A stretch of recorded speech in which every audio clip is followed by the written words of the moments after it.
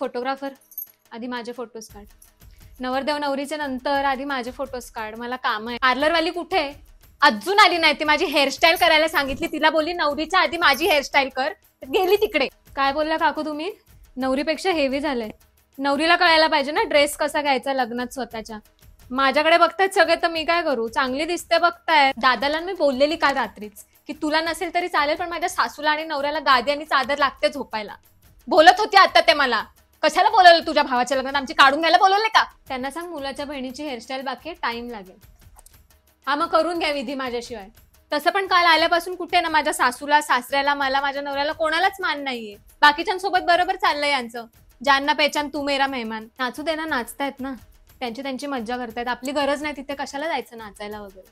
अगं ताई ये ना नाचायला. सर मोठ्यांमधला मॅटर आहे, खेचू बिचू नकोस मला नाचायला. काका तुमचा मान ठेवून येते मी नाचायला, नाही तर माझी काहीच इच्छा नव्हती. विचारा तुम्ही सगळ्यांना हवं. बस नाही बस. सासूबाई बसल्यात दुसऱ्या रूम मध्ये. काल त्यांची चैन चोरीला गेली, आता बाकीच्या सोन्याची राखण करत बसल्यात. आता मुलीवाल्यांना डायरेक्ट नाही बोलू शकत ना तुमच्या बॅगा उघडून दाखवा, कसं चांगलं नाही वाटत. श्रीमंत असणं पण पाप झालंय काकू. आज मी बोलली तिच्या बहिणीला की काय काय एवढा सिंपल मेकअप केलाय.